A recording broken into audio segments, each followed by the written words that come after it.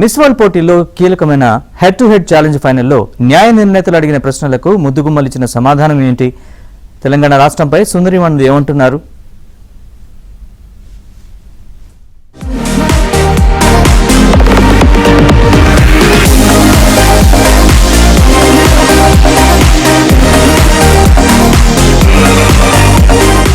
ప్రపంచ సుందరి పోటీల్లో కీలకమైన హెడ్ టు హెడ్ ఛాలెంజ్ ఫైనల్లో నలుగురు విజేతలుగా నిలిచారు. ఆసియా ఓషియానా ఖండం నుంచి తుర్కియో సుందరి ఈదిల్ బెల్గన్, యూరప్ నుంచి వేల్స్ భామ మిల్లిమా ఆడమ్స్, ఆఫ్రికా నుంచి జాంబియా సుందరి ఫెయిత్ బాల్వా, అమెరికా కరేబియన్ నుంచి మిస్ ట్రినిడాడ్ అండ్ టొబాగో అన్నా లైసే నాంటెన్ న్యాయ నిర్ణేతలను మెప్పించి విజేతలుగా నిలిచారు.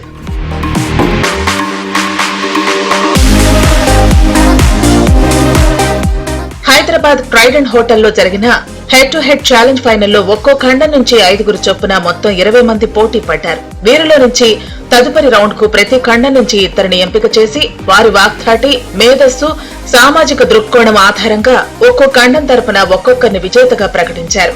వీరు ఆయా ఖండాల తరపున టాప్ 10 జాబితాలో చోటు దక్కించుకున్నారు.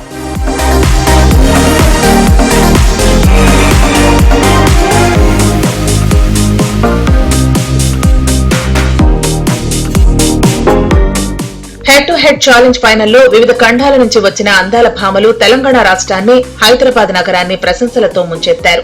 తెలంగాణలో మహిళల భద్రత, సాధికారతపై ప్రపంచానికి మీరు ఏం సందేశం పంపిస్తారు అన్న ప్రశ్నకు Brazil, Suriname, Cayman islands, Guyana, Trinidad and Tobago అందాల భామలు పలు ఆసక్తికర సమాధానాలిచ్చారు. ఇక్కడ మహిళల భద్రతను హక్కుగా గుర్తించి సర్కారు తగిన చర్యలు తీసుకుంటుందన్న విషయాన్ని అందాల భామలు స్పష్టం చేశారు.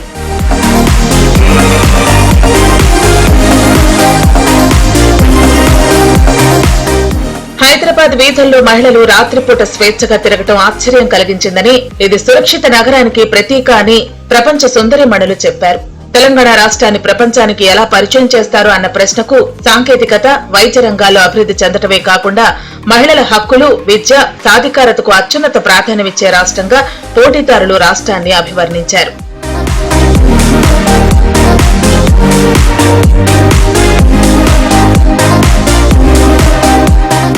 తెలంగాణ రాష్ట్ర సంస్కృతి, సంప్రదాయాలు చాలా స్ఫూర్తిదాయకంగా అనిపించాయని, ఇక్కడి ప్రజల ఆదరణ, ఆతిథ్యం నచ్చిందని, బ్యూటీ విత్ ఏ పర్పస్ భావన ఇక్కడి జీవన శైలిలో కనిపించిందని సుందరిమణులు చెప్పారు.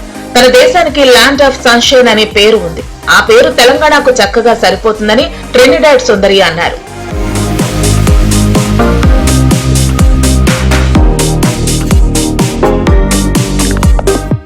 సవాళ్లనేవి మీ ఎదుగుదలకు అవకాశాలుగా ఎలా మారాయని అడిగిన ప్రశ్నకు ప్రపంచం మారవచ్చు, కానీ మీరు మారాల్సిన అవసరం లేదని వివరించారు. ప్రపంచం స్వీకరించకపోయినప్పటికీ నిజమైన వ్యక్తిత్వాన్ని కోల్పోకూడదని మిస్ వరల్డ్ జాంబియా సమాధానమిచ్చారు. యువత జీవితాలను మెరుగుపర్చేందుకు మీరు ఒక మార్పు అమలు చేయగలిగితే అది ఏంటని అడగ్గా ఎడ్యుకేషన్ అనేది అత్యంత శక్తివంతమైన సాధనమని మిస్ వరల్డ్ వేల్స్ అన్నారు.